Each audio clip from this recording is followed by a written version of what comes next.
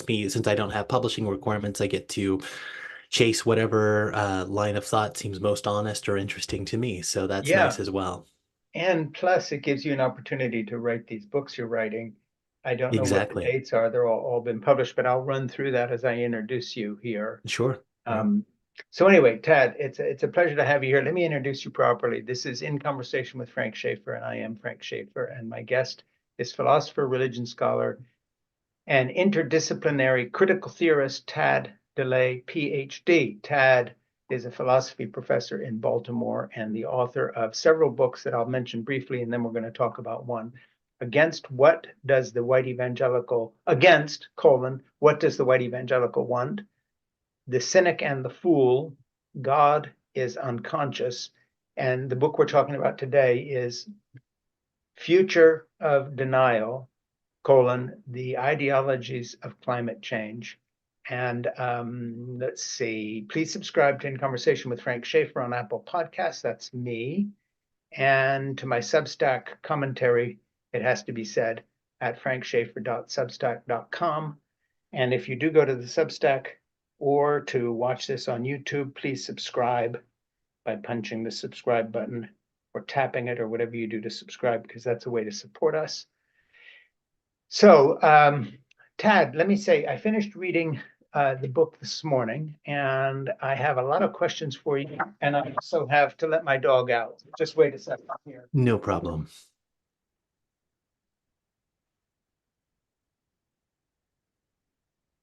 Sorry, Jeannie just came back. Jeannie's my wife. She just came back from her exercise class, and Zip, my dog, does not want to not be in the same room with my wife, Jeannie. She's a favorite person, and he's a favorite person. So that's the reality here.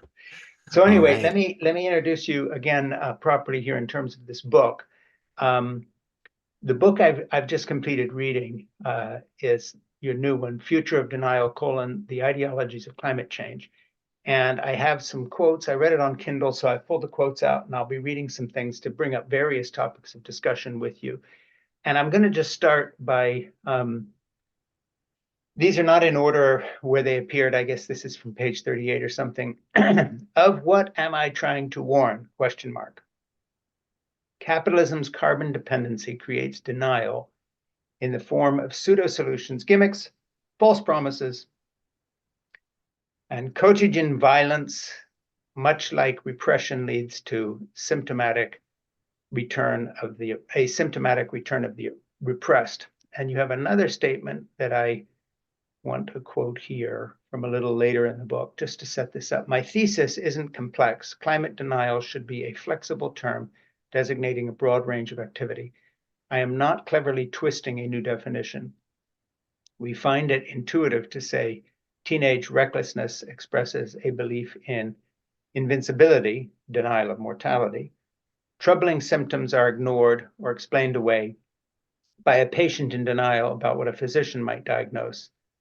Expensive purchases or self-sabotage during a midlife crisis are denials of fading time or unsatisfied desire. We commonly speak of denial as behavioral, but for climate change, we reflexively confine ourselves to a narrow meaning of denial focused on conscious belief. So I want you to sort of take off from those 2 points, and I've read the book, and I'm going to be quoting your own book back to you to get our Sure. discussion going. But let's just pretend we're having a cup of coffee and met 5 minutes ago, and you're telling me about this book. I've kind of laid out a little bit of the thesis. Describe the book as you would describe it to someone, thumbnail sketch it, so we can get into the content without having to sort of explain everything. Yes, sure.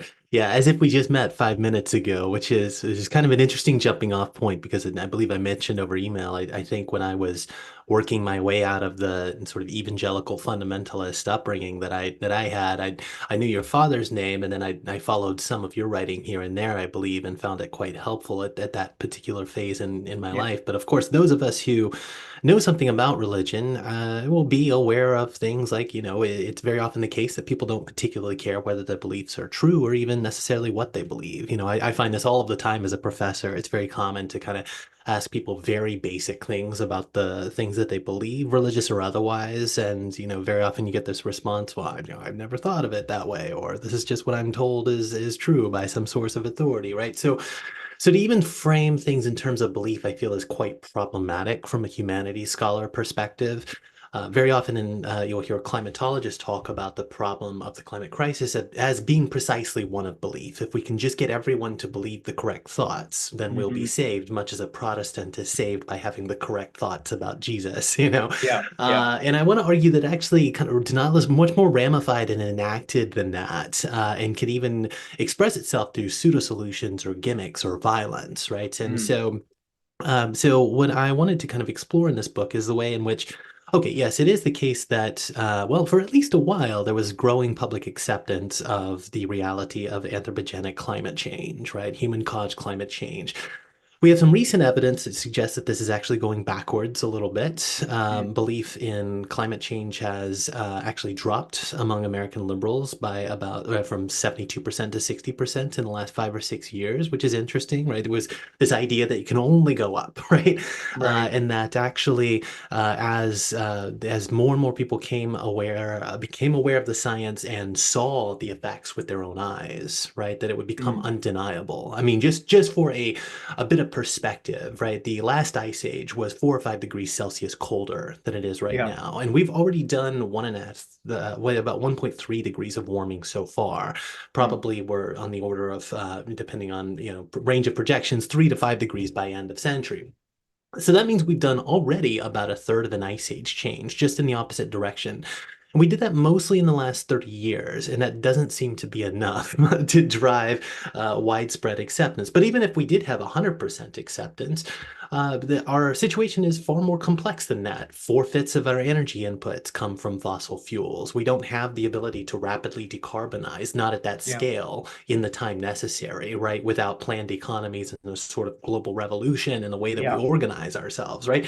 And so, what does this look like in practice? Well, so in my book, I draw, for example, on how human beings responded to plague back in the day, right? Hmm. When people are faced with the catastrophic loss of everything around them, and a third of Europe is burning off in a few years, how do people respond? Well, some cities pioneer public health, right? But other places just ignore it, right? Some Yeah. people try to stay secluded from others. Other people, it's eat, drink, and be merry, for tomorrow we die. Some people try to mitigate it through Mhm. smelling apples to ward off the bad air, which is supposedly causing plague, right? And what we need to kind of encounter is that people can be dropping dead from this, experiencing it themselves and not be Yeah. aware of it. Only about half of Americans say that they've experienced global warming's effects already, even though Yeah. 100% of people in the entire world have, right? Yeah. Yeah. From the hotter summers and polar vortexes to the cost of your food and clothes when cotton yields and staples drop 10% for every degree warming, right? So I Yeah. wanted to think about how it's much more ramified, much more complex, and enacted in Mm. things like carbon offsets and so forth. Yeah, one thing I really enjoyed in your book, and you just alluded to that, was your kind of historical references. I was very drawn into the book. And by the way, I would love to tell everybody up front that this is a really good book, and we're going to include it in our book club, which we call It Has to Be Read. It's kind of a takeoff on my commentary, It Has to Be Said. So I think I'm going to put it in November. Wonderful. It's a good book and really important. And what I was interested in terms of just the book itself, two couple of things. First of all, you write really well, and that will be Thank evident you. when I Thank you. read some passages out loud here. People will see you're a writer. You have a kind of a mordant sense of humor, or not perhaps humor is the right word, but you certainly, drawing parallels between the plague and our present condition, greenwashing, the hypocrisy. Something that would be unexpected, I think, from conservative friends of ours would be the fact that you lay the climate denial both at the doors of the left and the right. And of course, the hinge between the two, the bridge between the two, is a basic denial of climate change when it comes to asking us to change lifestyle or basic economic systems. So the left comes up with electric cars or wind farms, and the right denies everything. But what neither will do is look at everything on the table and say, maybe we've got to rethink everything. So the book is really is big that way. Another thing that is interesting to me, besides the commentary aspects of the book, is the science. And I'm not a scientist, but I could see that you had really done your homework and that you have a good sense of climate science. I've read some climate science books by people who do, know what they're talking about in their field. This is all they do. And I think your references to climate science, the graphs, the charts, the illustrations you have are really important because they ground your overview commentary. So I would say with the historical tie-in, the history lessons you teach, the climate science basics that you've got in the book, borne out by references and footnotes and all the rest of that, plus your analysis, which I think is really the heart of your book of why this is and how it roots back into human psychology, theology, and our history as a species, more than just any particular part of our history. I really Hmm. think it's brilliant. I've never seen all these things combined in one book before. There are aspects in other people's work, but you've really done something unique and really important. So I really think this book Well, is important. yes, thank you so much. I appreciate that, and I appreciate as well just the comment on the writing style. That's something Yeah, I try to put a lot of work into getting the words right and making it, if not a happy read, then at least an engaging and enthralling it's a read. And so very I engaging read. appreciate that. Yes, Yeah, and has yes, wonderful no, and unexpected twists. Yeah, yeah, go well, ahead. and I was, I've always loved earth sciences and physics ever since high school. I think I got into the humanities because I had some religious and philosophical questions I needed to Yeah, work out. But had I not, perhaps I would have gone into a STEM field. I'm quite happy with how things turned out, but I don't have formal training in climatology. And my sense kind of early on was that I would either have to rely on climate journalism, right? And which kind of, it can be kind of hit or miss. Sometimes it paints vividly yeah, worst case scenarios, and then climatologists are kind of stepping in saying, okay, we don't think those things are going to get quite that bad. Or I would have to learn the science. And I had this moment where I was kind of wondering how hot could it be if we just burned up all of our fossil fuels, and what's their dollar amount? Because obviously their yeah, dollar yeah. amount matters, right? And I can't seem to find a good number on that. And I'm also looking around, how hot would it be if we just burned through them? And I would read one climatologist saying 9 degrees Celsius, another would say Mhm. 20 degrees Celsius, another would say 18 degrees, but not I think you specify came up with Fahrenheit. 10. At one point, you came to 10, and you'd said then it would be like Saudi Arabia, and we would all have to just move indoors. Right, right. Yeah, well, I mean, my thinking was, this, we have data on how much volume we think in the ground is. Yeah, We have the IPCC, the Intergovernmental Panel on Climate Change, has coefficients for how much a carbon dioxide pulse would turn up the temperature, and then yeah, we have going market rates that tell us what the value is. So I thought, none of the, I'm not going to find the answer in one place, right? But I can yeah, draw from the energy and from International Energy Agency on the one hand, the IPCC on another, market rates for fossil fuels, and I can combine these and say, okay, if we burn through all of our reserves, we would turn temperature up another 1.5 degrees from where it is now. yeah, But if we burn through the entire broader fossil fuel resources that we have in the ground, much of which we can't get to, but a good yeah, portion of which we can, then it's more like 20 degrees Celsius, yeah, and Earth could sustain maybe a few million people in Antarctica if they were lucky enough to grow food in hell. But yeah, so I mean, so it's a vast number. And I wanted to really get people a way to understand this, right? Because my yeah. sense is that much as people are aware that greenhouse gases are connected to warming of the planet, nobody Mm, really knows how that works, right? And so I wanted yeah, to explain, okay, so the sun hits us with the same radiation spectrum that it always has, but we are no longer radiating out all of that energy. And this is really basic physics. I'm going to just kind of yeah, draw just yeah. and maybe just to kind of give your audience a taste for the way I'm approaching the science. The basic problem is Earth energy imbalance. The sun, an object that receives energy must radiate out that exact same amount of energy in order to maintain energy equilibrium and therefore Yeah. heat in equilibrium. If an object receives energy but emits more, it gets colder because of a net loss of energy. If an Mm, object receives energy and emits less, then it's holding in energy and getting warmer. That's what we're doing, because while the sun hits us with broad spectrum radiation, the greenhouse gases trap a small amount of that energy, less than half of 1%, and it mm, accumulates at the rate of 1.3 watts per square meter. mm, However, multiplied across all of 510 million square kilometers of Earth's surface, that energy imbalance is the equivalent to more than 900,000 Hiroshima atomic bombs worth of energy held in our Earth system every single day, or mm, about 330 million atomic bombs worth of energy every year, right? mm, More than mm. 90% of that energy goes into the ocean, where it will continue raising the sea level for hundreds of thousands of years. right? At least tens of thousands of years, hundreds if we kept the warming up kind of indefinitely, right? Mm. You set it up in a couple of ways at the beginning. You say, my goal is to map out recurrent patterns of denial expressed as government policy, corporate greenwashing, and military or border violence. And we're going to revisit the military and border violence topic Yes. because you played that out very thoroughly in your book in terms of how this pattern of warming is going to deprive us of a livable planet, but at the same time create incredible conflict between humans. And Yes. you Yes. picture this, you picture the elite sort of hunkering down in their bunkers somewhere, the rest of us left to deal with hordes of people who are now being displaced by climate. And for those reasons, you say the age of denial is over, or so we are regularly told.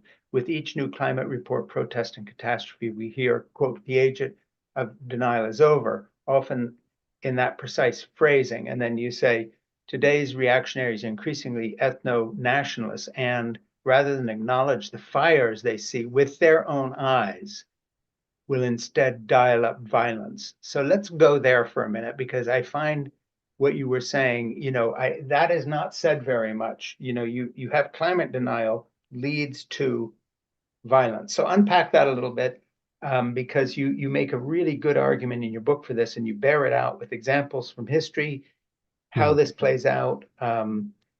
But I don't think it's something people understand is on the way. And of course, in the context of this election coming up, when one of our major themes of the election coming from Trump and the MAGA people is how do we shut our border?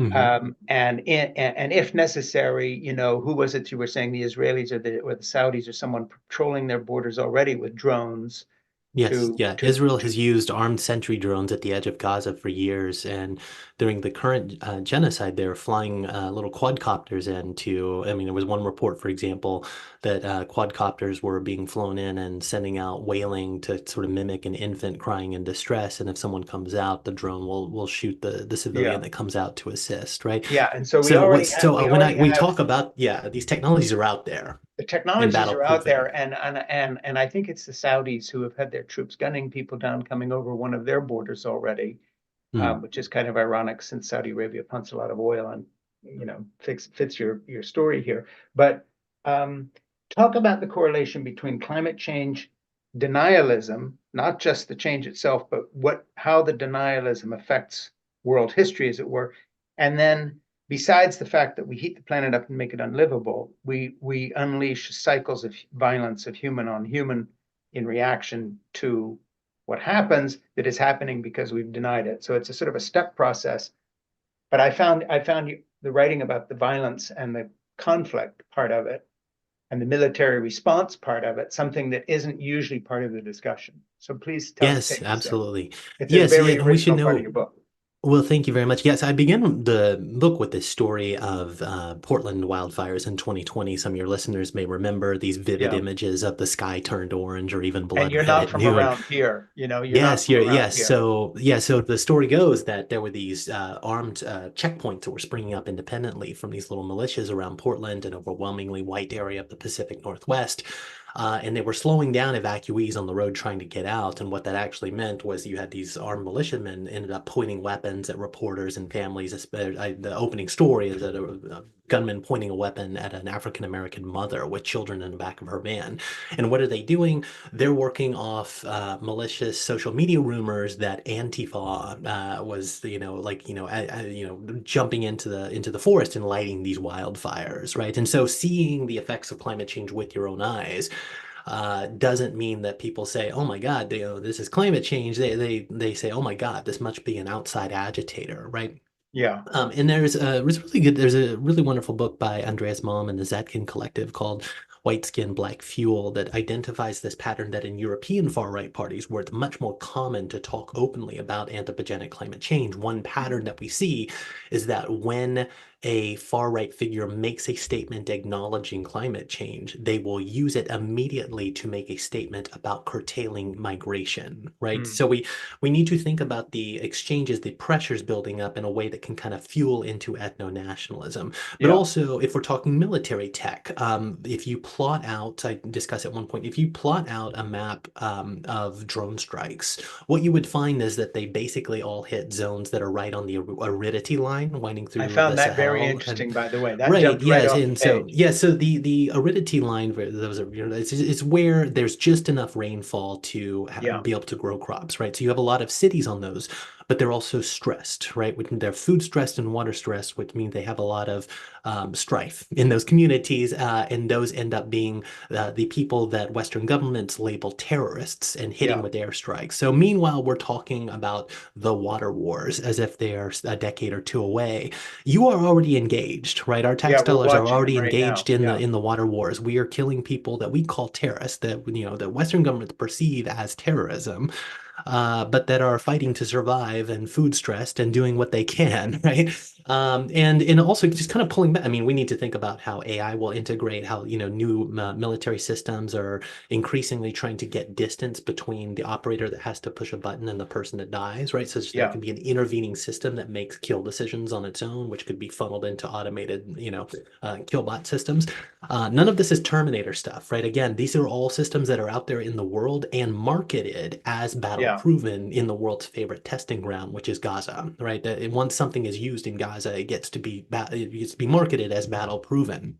yeah. Um, and is I mean, and just to not put too much of a point on it, but Israel is a really interesting test case here for what we mean by the connection between fossil fuels and military violence, right? Mm, Because Palestine was first invaded by the British with steamships, right? That was basically their first test run of operational steamships, as the assault on Akko and Beirut and the rest of Palestine in the 1840s. Much of that was being done because Egypt was expanding and displacing the British market for textiles, right? In other words, Britain was industrializing. They were mm, producing new textiles with these coal-fired, machinery, right? And Egypt was also building their own machinery powered on mm. coal, and they were being able to carry out some sort of competition that was sort of fraying, regional control with the Ottoman Empire and so forth. And so to maybe speed forth a little bit, America's kind of taken Britain's place as the global empire, right? Yeah, But starting in the 1960s, oil became the outpaced coal as the chief energy input in the mm, world, right? So after the 1960s, right, you start to get into the 70s, you get the oil crises, the energy shocks, yeah, right? And ever after, Israel is the beneficiary of all, the supposedly $4 or $5 billion a year, but in a crisis, as we've seen recently, almost unlimited military aid, right? yeah, And all of that is done still to sort of tamp down Arab self-assertion over fossil fuels, right? And so it is very interesting that the place in the world that tests these systems is also tied to a type of conflict. And, perhaps by the time listeners are, hearing this, we'll be at war with Iran for all of we know, right? Which again will be an entirely about control of the region and fossil fuel sure. resources, right?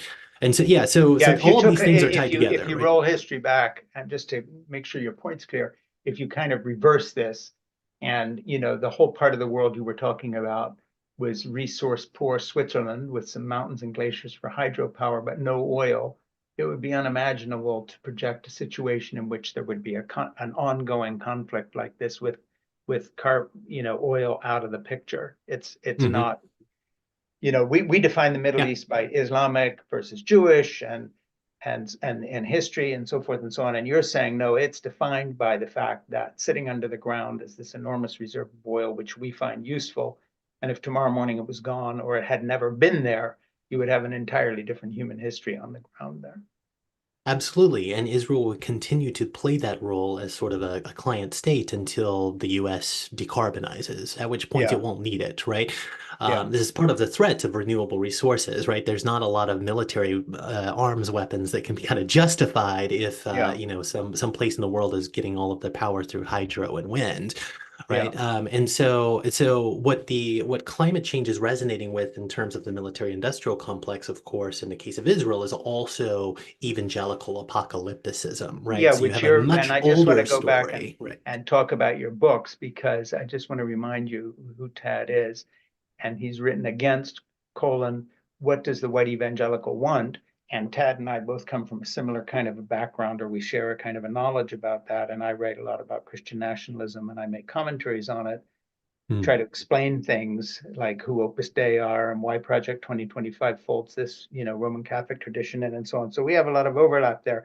But let's take a minute, since you brought up the topic of Israel, to talk about foreign policy in America, in this instance, not being shaped by the Jewish population as much as something that gets far less press, and that is a white evangelical apocalyptic vision that is, in essence, anti-Semitic itself, because it presupposes that the Jews somehow will all be lost or killed when Jesus comes back anyway, but is interested in the state of Israel for Right. an entirely off the chart reason, unrelated to oil. I'd be interested in your own theory, even though it's not the topic of your book specifically, on how those two things merge. There's the oil Yeah, here, yeah. which is why we're really there. And then you have this substrata of the population, like Reverend Hagee or wherever down in Houston, who built an entire megachurch around Israel as a nation state that is needed in order for Jesus to come back. These Yes. don't seem like they belong on the same page, but if anybody's done the thinking, you have. Take us there. Yeah, two quick resources in my book Against What Does the White Evangelical Want? The whole first chapter is on apocalypticism, where I categorize all the extant data on how many Americans don't believe that there will be a future, Right. and kind of ask what the connection is between that and climate change. Second Well, and in resource your and for in this anyone. current book, you say they don't believe there'll be a next century. Right. Yeah. Yeah. Yeah. And put a just I just put released an article in Parapraxis magazine, which anybody can find online for free if you want to read like a little bit of taste of this thinking. Yeah. The article title is Evangelical Zionism, so you can look that. Right. But I detail the Christian Zionism is actually several hundred years older than Jewish Zionism. Jewish Zionism Sure. emerges prominently with Theodor Herzl at the end of the 19th century. Yeah. But going back to the Reformation period, you start to find, especially in Calvinist circles, Yeah. iterations of this idea that Israel will have to be reestablished. There gets to be a lot Yeah. of weird race thinking and questions about mixing white and Jewish heritage and all of that. How will God know and so forth, right? But you start to find, so the Geneva Bible in the 1500s, right? You start to Yeah. find like footnotes saying Israel is going to be reestablished, and Yeah. and this is explained, of course, most famously in the Schofield Reference Bible at the early 20th century, which Sure. is the Bible that introduces people to this dispensational reading where there's a rapture and all of that. To kind of summarize this problem in brief, depending on how what the poll is and how you word the question, something like one-fifth to one-third of Americans don't believe that there will be a future because God will come back sometime this century. Among white Yeah. evangelicals, it's about two-thirds, right? And so this type of belief is kind of something that resonates, I think, in the background Well, and you because quote while somebody saying, "Why should we fix this since Jesus is coming back anyway?" I mean, that's in your right, book. yeah, yeah. At one point, I had a pastor kind of directly tell me, like, even Yeah, if we you believe quote in the that in your climate book. scientists, why Yeah. should we care? And right, and the answer is correct. Like, if this dispensational reading is correct, then there is no logical reason to care about the climate crisis, right? All of this Right. has been foretold, and God has promised to destroy, right? Who was it? I think it was Hal Lindsey once Yeah. talked about the tribulation as being what he called the mother of all Holocaust, and he meant Yeah. that in kind of an exciting way, right? I mean, Yeah. the anti-Semitism is right there on the surface, right? And then after the Antichrist, kills all of the Jews alive, right? What does God do? Well, except for 144,000 of them, Yeah. all the Jews go to hell, right? So the Christian Zionist vision is one in which Jews are destroyed, right? Yeah. All but 144,000, which if you do the math in a world with a little over 15 million Jews, that means less than 1% of Jews Yeah. are saved and 99% plus are damned, right? Well, and by the And, way, and just to so, yeah, to footnote this, I grew up on this theology in the sense that the as did return I, of yeah. Israel was one of the proofs that we're right, because since 48, they were there. And if you look at the history of the Balfour Declaration, yep, these were evangelical Christians in the United Kingdom who also had this same idea. And so it's Protestant evangelical post-reformational theology coming out of Calvin's Geneva Bible ties in with a thread of history that Hmm. most people's eyes glaze over if you try to explain it to them, as you've just explained. Yes, But yeah. fast forward to the present, and all of a sudden it's AI directed weapon systems defending oil interests somehow converge with the most off the chart thing you could come up with. One more thing, and then I'll shut up, which ties in beautifully to your historical examples, because are we any more sane and rational than people were in the Middle Ages when they were smelling an apple to get rid of the plague? Nope, we're still there. Right. Yeah. Yeah. Evolution has not had time enough to improve our cognitive Not at capacities all. from a few hundred years ago. Right. And so No. anything that would have happened back then is something that we would still do now. Right. We Yep. are, we are evolutionarily basically the same as we were when we first got out of the cave and started Yeah. figuring out agriculture. Right. And so any type of sort of reaction against the other that we've seen in the past, we should expect to see more of. It will be worded differently. It will be coded with different cultural signifiers, but Yeah. all of those, lashing out, the desire to harm somebody because one does not want to admit that one is not in control of one's world, Mm-hmm. those will all return. Yes, yeah, absolutely. You say in your book, eco or eco fascists today descend from decades of nativist environmentalism, yet um, we tend to think of environmentalism as a liberal or left phenomena. Why? Richard Seymour in The Disenchanted Earth noticed two significant reasons. First, since the 70s, the environmental movement turned its gaze to global warming and away from local conservation of land. Quote, you're quoting in your book, in one form of eco-fascist idiom, what one conserves is the habitat of the ethos, end quote. Seymour explained, quote, the land from that point of view is where nature and culture meet in a form of life that must be protected from the quote invader, species, and people. Second, the left winning control of the movement pushed aside the right and allowed resentment to fester out of sight. And then you go on and you talk about Earth First founder Dave Foreman and so forth. But talk about this phenomena of it suddenly becoming a left wing issue, which makes it part of our culture war.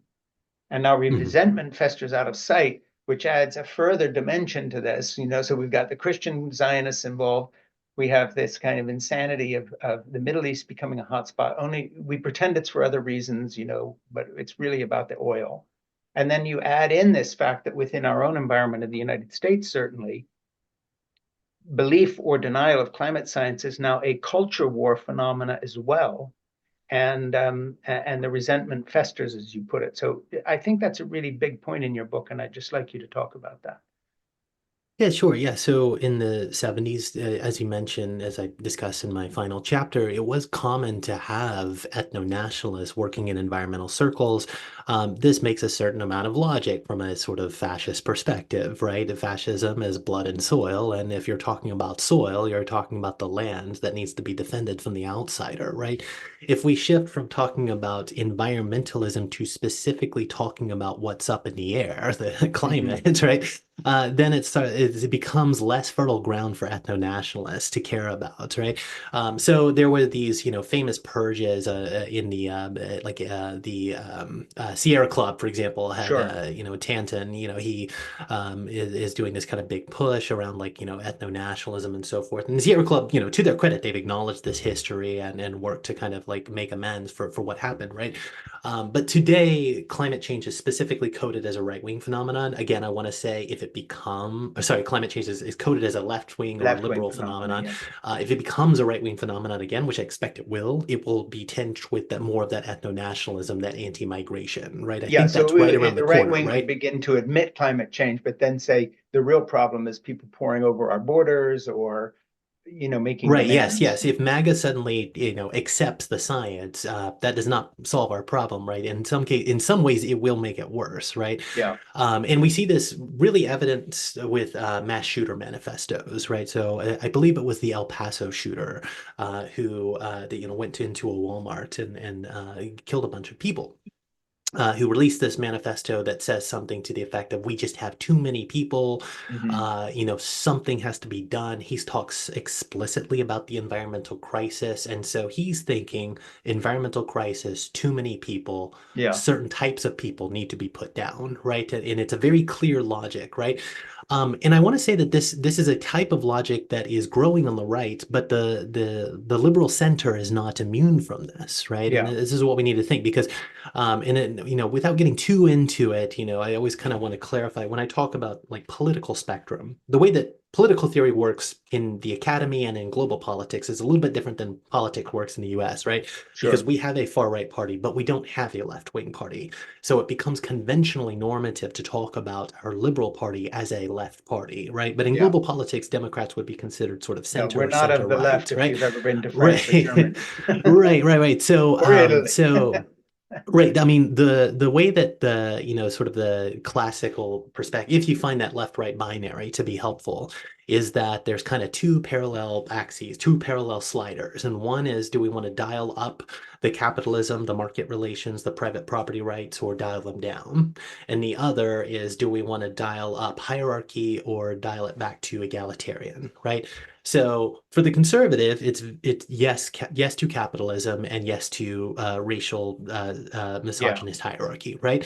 If you are a liberal, you're still saying yes to the capitalism, the property rights, right? But you want to dial down the hierarchy and have a little more egalitarian society. But there comes a limit, right? And my yeah. example that I always go to is that a typical liberal is one who really wishes that nobody is denied a job or housing on account of their race or sexual orientation, right? But they Hmm. firmly believe that property rights are sacrosanct. That is, if somebody owns the mortgage to a house, they have the right to extract rents from somebody who lives there as their landlord, right?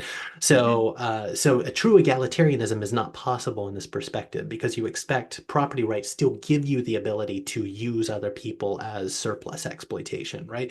And so from that perspective, I mean, so this is why property rights are so important among people like me on a more left-wing perspective, right? For me as a socialist, I want Hmm. to say that as long as we have these sort of market structures that are navigating who deserves to be an owner and who Yeah, deserves to, have the means to survive, we are inevitably going to have hierarchies, and those hierarchies are going to get ramped up, right? What this means for like climate and migration is that you might have more liberals saying ha ha ha, a border wall, what a dumb archaic idea, and yeah, then in the very next sentence what would they say? They would say instead we need smart borders, right? And yeah, it's particularly that smart border that is terrifying to me because what kind of yeah. biometrics are you talking about? What kind of surveillance are we talking about? Drones eventually, maybe not right now, but maybe in 10 more years. But what are we Sure. talking about, right? Because these military technologies are designed to kill people and not kill bad guys, right? In Yeah, modern combat, in modern, I'll come to a close with this example. I just really want to emphasize this because we tend to think way too easily in terms of threats and allies, I think, right? But hmm, in modern conflict, 85 to 90% of casualties are civilians, right? yeah, What a military does, like the US military, is mainly kill families, right? yeah. The bulk of that is children, right? And we seem to be okay with that, right? Hmm. I have friends in the military or work in a military adjacent industries, right? They don't Yeah, think of themselves as family murderers, but that is in fact what is going on the that's who bulk gets of the killed. time when we are engaged in combat, right? Yeah, and you're talking And in your this is book. yeah, right, Yeah, to bring it back to your book, you're saying, yeah, of yeah, course, this is relevant because we're going to be talking about a conflict between the shrinking haves and the growing have-nots based hmm on climate change and changing ability to feed oneself and grow food, survive the heat, and so forth. I just want to reintroduce you and then dive right back in again. This is In Conversation with Frank Schaeffer. My guest is philosopher, religion scholar, and interdisciplinary critical theorist Tad DeLay. And Tad is a philosophy professor, and he's written books that impact me because they're from where I come from, against colon, what does the white evangelical want, and other books as well. And now I've been reading a book, and we're talking about um, future of denial, colon, the ideologies of climate change. And I want to dive into something right now off what you were just talking about in terms of economic models, because let's jump right up to the billionaire class here. You have a quote in your book from, I forget where it is. Let's see, maybe page 195 or so. And it's an interesting little story, but there's a lot packed in here. In November 2019, Bolivian President Evo Morales was forced from office in what he called a lithium coup. If wars were fought over oil reserves in the 20th century, expect conflict over lithium in the 21st. When asked whether the US government supported a coup so that Tesla could extract more lithium, Elon Musk boasted, quote, "We will coup whoever we want, deal with it," end quote. It was a proud declaration of climate colonialism over Twitter from a man who represents a false hope of decarbonization without sacrificing lifestyles. That's a great line, by the way. A man who represents false hope of decarbonization without sacrificing lifestyles. There's a whole thing in there we need to talk about, but let's continue with the story. Your quote: "If developed states pursue resource-rich lifestyles without sacrifice, leaders will find reasons to treat people who live on top of the minerals as threats. But unlike oil-rich states, which the global north clumsily accuses of terrorism, the villagers of Salar, I don't know if I'm pronouncing this great, Salar de Uyuni, wherever that is, might one day be called enemies of the earth, threatening civilization itself. Such will be those who stand in the way of our lithium," end quote. It's a great passage of the book, but you talk about Elon Musk by name, and of course he represents something even more insidious. But you also talk about this idea of a kind of within the high tech realm of greenwashing, saying, well, AI and electric cars and alternative energy sources will solve the problem so we don't have to change our lifestyle. And you're saying, come on, that in itself is a form of greenwashing, because if you think we can accomplish all this decarbonization without a change of our lifestyle, you're let alone economic model, you're sort of kidding yourself. I don't know if I'm putting words in your mouth. No, What do you yeah, think? yeah, yeah. Yeah, So it's let's hard to know. revisit. Yes. Yeah. My producer Ernie just said, let's revisit false hope of decarbonization without sacrificing lifestyles. That's kind of the big point here, and I'd want to talk about that. Right. So let's clarify a few terms. So greenwash comes from a student essay in the 80s or 90s, where a student was on a surfing trip in Fiji and like went into a hotel to use their bathroom and noticed a sign above the towel saying, do your part to help us keep our environment pure. And this hotel at the same time was undergoing a major expansion that was going to damage the reef and the ocean side. And so he's thinking, I don't think that they really care that much about the environment. They just want to cut Yeah, cost on washing their towels. And so he comes up with this term greenwash.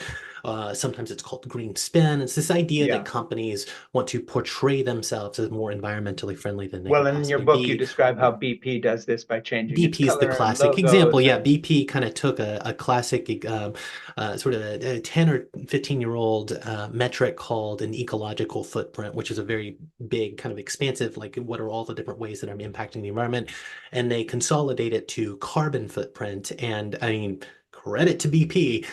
It's probably one of the more effective advertising campaigns ever, because we all know what a Mhm. carbon footprint is, right? Yeah, And after they did that campaign, surveys showed that consumers started thinking of BP as a more green oil company when it's the same product, oil and it's the gas, same as any oil other company. company, right? Like it Yeah, doesn't make a difference what company extracts it once you burn it. The physics are the same. So this idea that, can we decarbonize without sacrificing lifestyles?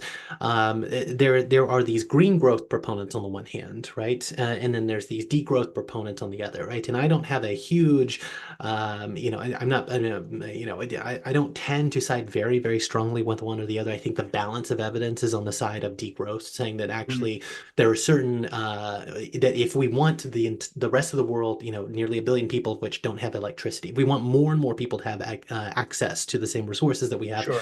We're going to need to degrow certain industries that we don't need and make us miserable, right? We don't need all Yeah, of the advertising, right? yeah, We don't need private jets, right? But we do need more healthcare, right? We do need more clean energy, right? yeah. And so there are certain places that could scale down while others could scale up. On the other hand, you have, again, the green growth side that kind of says, it follows what is in economic literature called an environmental Kuznets curve that says once we kind of grow enough, the damage per unit of GDP will actually kind of level off such that we Yeah. can have economic growth and environmental friendliness, right? So this is a big debate, right? Without getting too into the weeds of it, the question is, is it possible to continue growing our economy Hmm. without doing the environmental damage, right?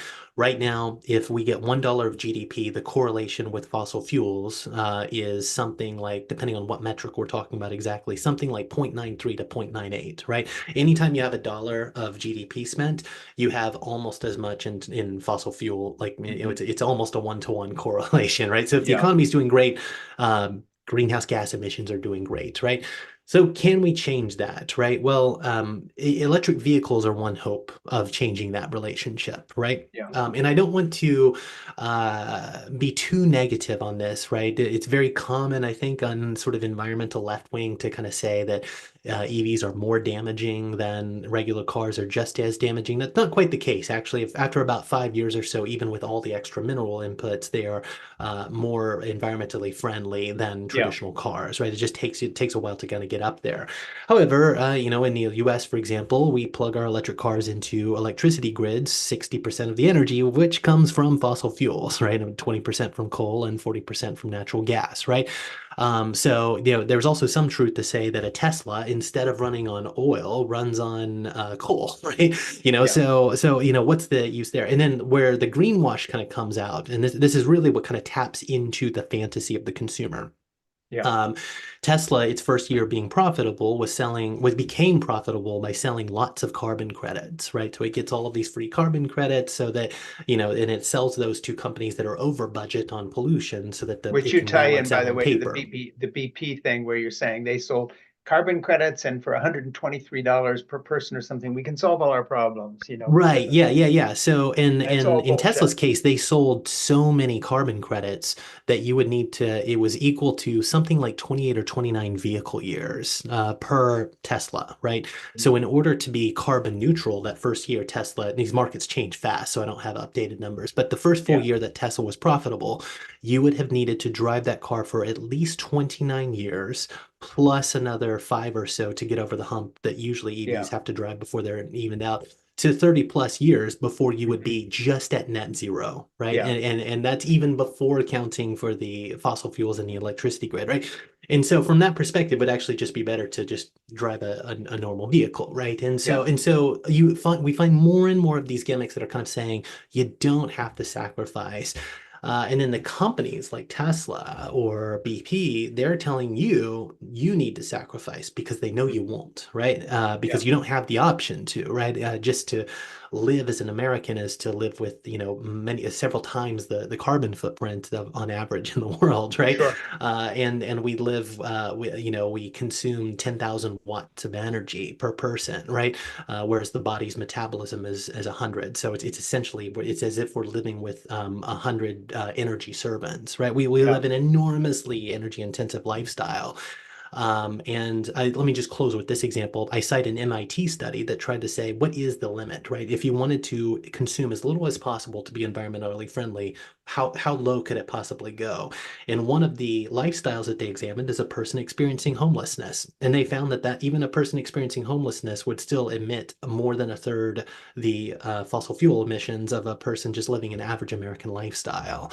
Hmm. And so there's a certain limit. There's a certain limit on how much you can do your part, as people Yeah. say, right? Because you live in a world that does not give you the option to do your part. If by doing Yeah. your part, you mean saving the world.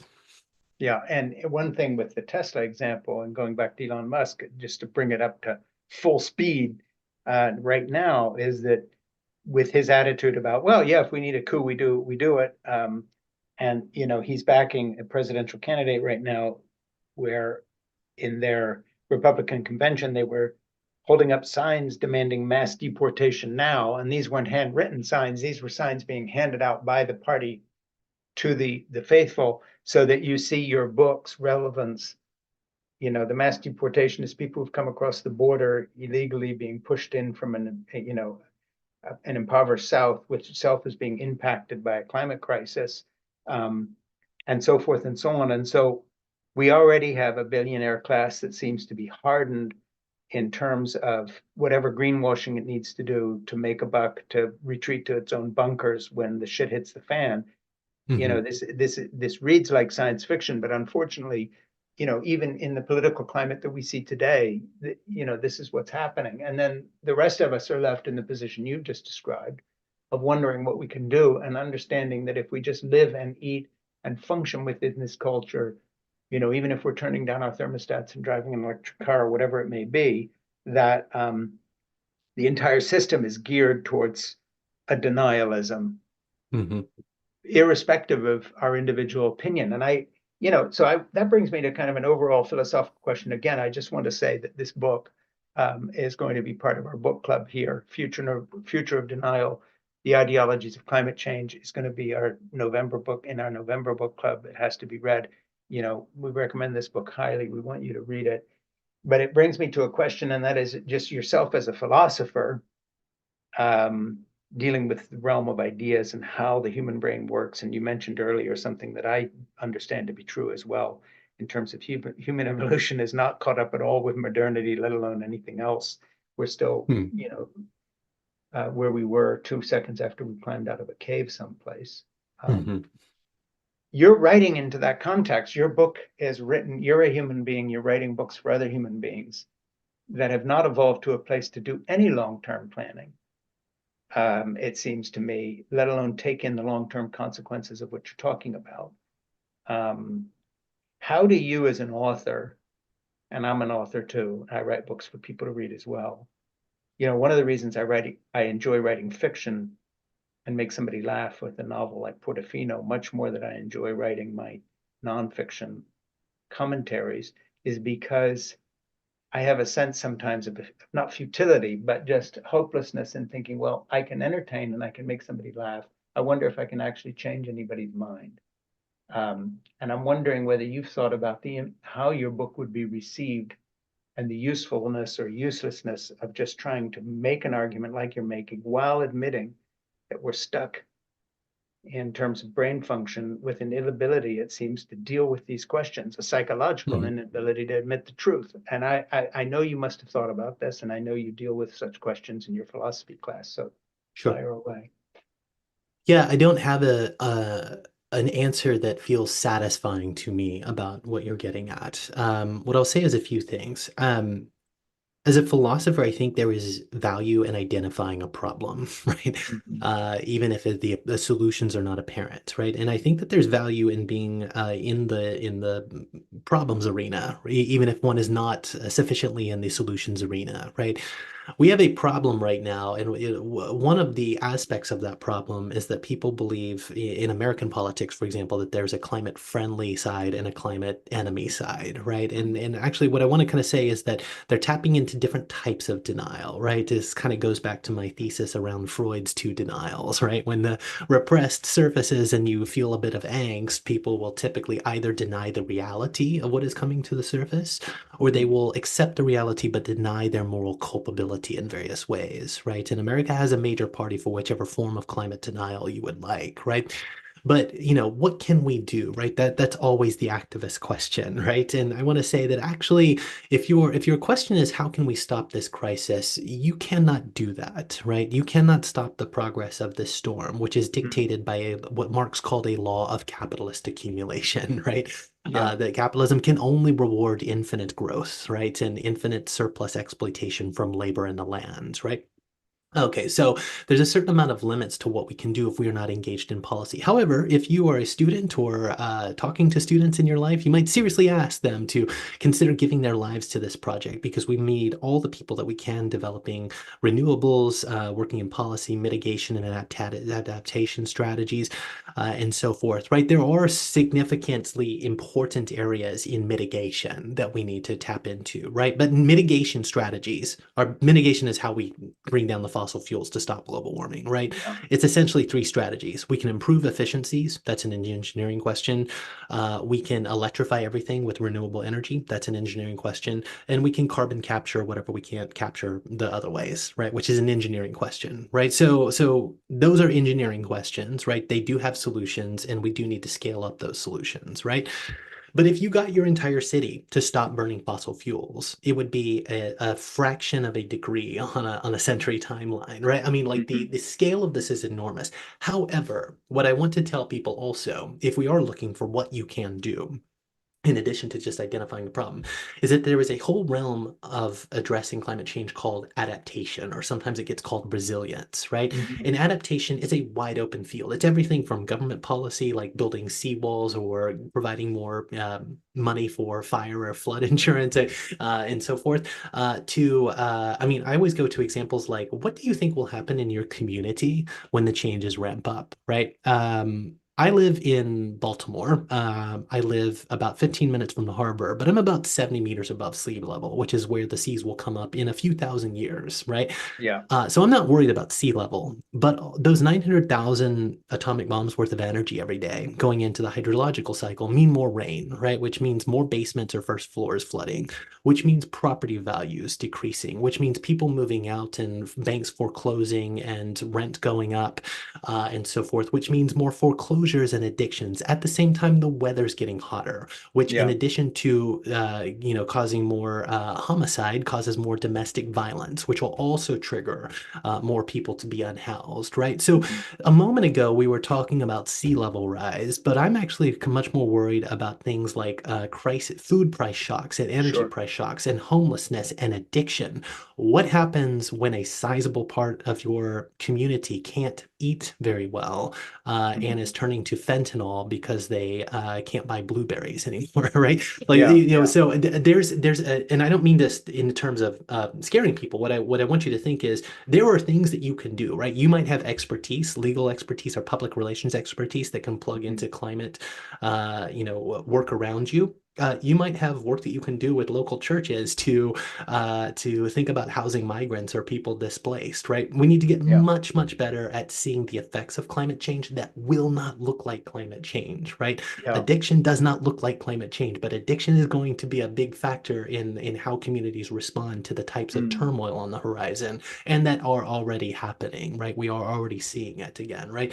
Yeah. So if anybody, has questions, I have a whole big list of actually adaptation strategies that I I like like to the share around. adaptation strategy. Right. Yeah. Just that Um, word adaptation strategy is a very good way to think of it. right. Which doesn't mean giving in to this, right? But kind of means if there are going to be changes on the horizon, we need to save as many of us as possible, and then that's going to require work from everybody. And on the adaptation side, there are things that just about anybody can do.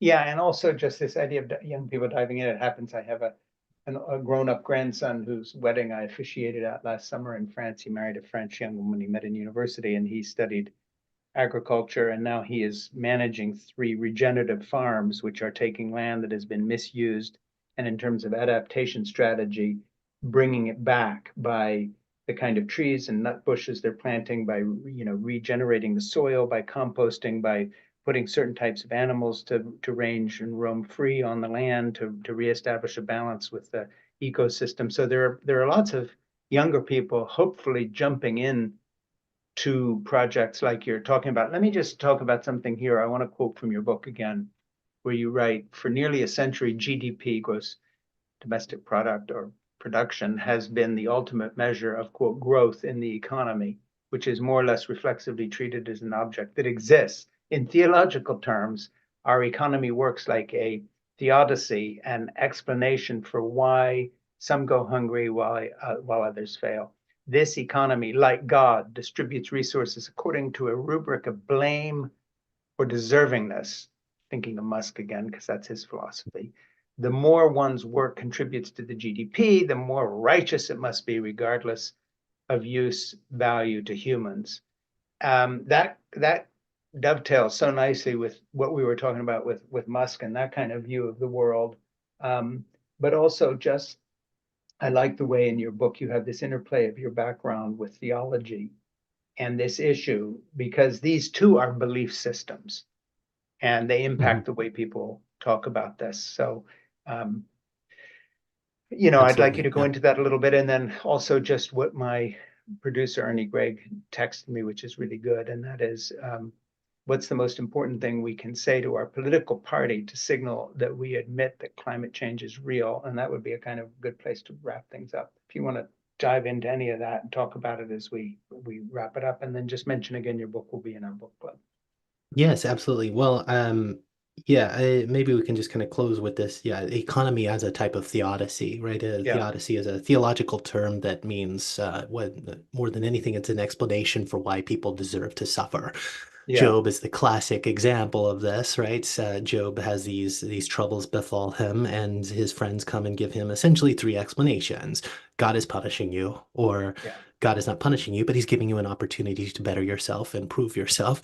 Hmm. Or other people have it worse. Stop complaining, right? And these are the three responses that we get when something horrific happens interpersonally, or when we lose our job. Is it because you deserve it, or are you struggling because you have an opportunity to go back to school and learn something, or Yeah. hey, don't complain. You're above poverty line in the U.S. You're in the top 10% globally, right? So what right have you to complain, right?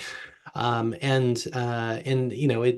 when we think of climate change, the people who are going to suffer the most in the global south are the people who caused it the least, right? And Yeah, when they yeah. move, they will be looked at and said, "You're not going through the border in the correct way, right? Mhm. Therefore, you are not a human, right? You do not, you grew up in the wrong place, so you do not deserve to eat."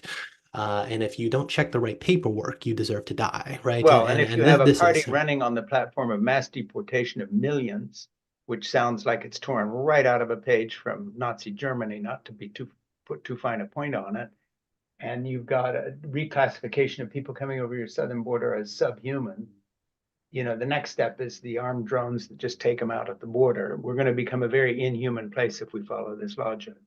Yes, yeah, yeah, but at the risk of perhaps alienating myself from your audience, I want to also say that this logic is part of the Liberal Party as well, right? It's not on the surface in the same way, certainly, right? Yeah, But did yeah. Obama deport more people than Trump, right? Mm, Has Biden continued the Title 42 policies of Trump, yeah. right? Has anybody dismantled the migrant camps? This is still on the horizon, right? And in And just let terms me of let me dive in yeah, there because right. I think So it's a good point.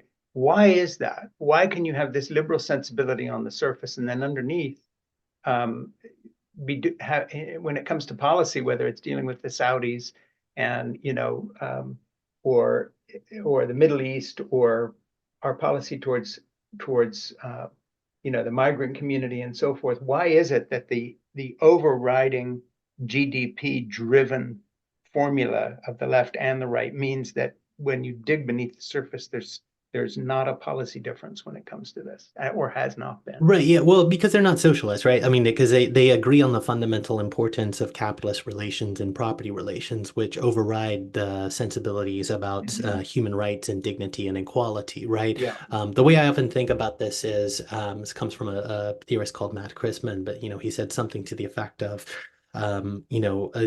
if when if you admit that the barbarism has to happen, the domination, right? We can't have an egalitarian, non-capitalist future, right? That all of that is here to stay. If that is what you kind of accept as your political priors, right? Which I yeah, don't, right? But if that is, then you have a choice of looking at that barbarism and dominance and feeling good about it, and that's what a yeah, conservative is, or looking at that barbarism and feeling bad about it, and that is what a liberal is, right? But if the prior commitment is that no, property rights are sacrosanct, socialism is off the table, yeah, egalitarianism can only be tinkered with in the margins by kind of yeah, changing the ratios of how many people of this demographic or that demographic are sitting on the board of Raytheon before they kill yeah, somebody, right? If that's kind of your priors and that's the scope of your political horizon, then that dominance and barbarism is there to stay.